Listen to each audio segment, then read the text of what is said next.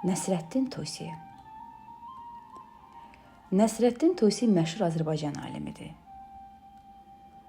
O, şərqdə ən böyük elm ocaqlarından biri olan Marağa rəsədxanası yaratmış, bir çox elmi əsərləri ilə tarixin yaddaşında qalmışdı.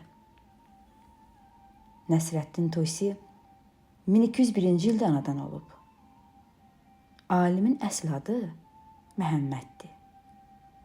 Lakin elm aləmində Nəsrəddin adı ilə tanınıb. Tus onun doğulduğu şəhərin adıdır. O, dövrünün tanınmış alimlərindən dərs almışdı. Nəsrəddin yeniyetmə yaşlarından biliyini artırmaq üçün şərqin bir sıra böyük şəhərlərinə səfər etmişdi.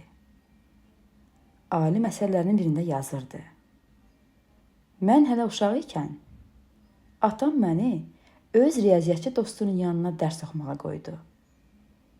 Çox keçmədi ki, müəllimim səfərə çıxdı. Mən də bir sıra şəhərlərə səfər etdim. Hansı elmə aid müəllim tapdımsa, ondan dərs aldım. Nəsrəddin Tusi elmin müxtəlif sahələri ilə dərindən maraqlanırdı. O, astronomiya, riyaziyyat, tibb, məntiq və digər elm sahələrinə aid 100-dən artıq əsər yazmışdı. Lakin Tusinin yaradıcılığında astronomiya və riyaziyyat xüsusi yer tuturdu. Ensiklopedik biliklərə sahib olan Tusi az bir vaxtda elm aləmində məşhurlaşır. O, gənc yaşlarında hökmdar sarayına dəvət alır. Hökmdar ondan əxlaq qaydalarına dair əsər yazmasını istəyir. Alim 1235-ci ildə Əxlaq-ı Nasirə əsərini tamamlayır. Kitabda alimin ailədə və cəmiyyətdə etik qaydalar haqqında nəsihətləri yer alıb. Alimə dünya şöhrəti gətirən bu əsər müxtəlif dillərə tərcümə olunub. Kitab hökmdarın xoşuna gəlmir və Tusi həbs olunaraq Əlamut qalasına aparılır. O, burada uzun müddət məhbus həyatı keçirir. Bütün çətinliklərə baxmayaraq, elmi yaradıcılığına davam edir.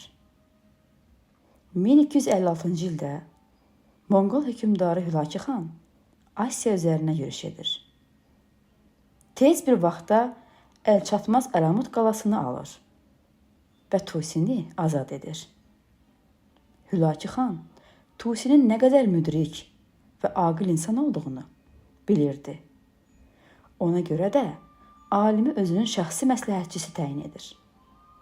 Elmə böyük maraq göstərən Hülakü xan ona rəsədxana qurmağı tapşırır. Rəsədxananın layihəsi memar Fəxrəddin Marağayi tərəfindən hazırlanır. 3 il sonra Marağa şəhərində şərqin ilk rəsədxanası tikilir. Tusi az müddətdə Günəş sistemini müşahidə etmək üçün astronomik cihazlar hazırlayır. Rəsədxanada araşdırmalar aparmaq üçün müxtəlif ölkələrdən alimlər dəvət olunur. Rəsədxanada eyni zamanda 400 min kitab saxlanan kitabxana və məktəb fəaliyyət göstərirdi. Ömrünün son illərini Bağdadda keçirən Nəsrəddin Tusi 73 yaşında burada vəfat edir. Onun qəbrinin üstündə bu sözlər yazılmışdı. Elmin köməkçisi, elm ölkəsinin padşahı. Belə oğul hələ doğulmamışdı.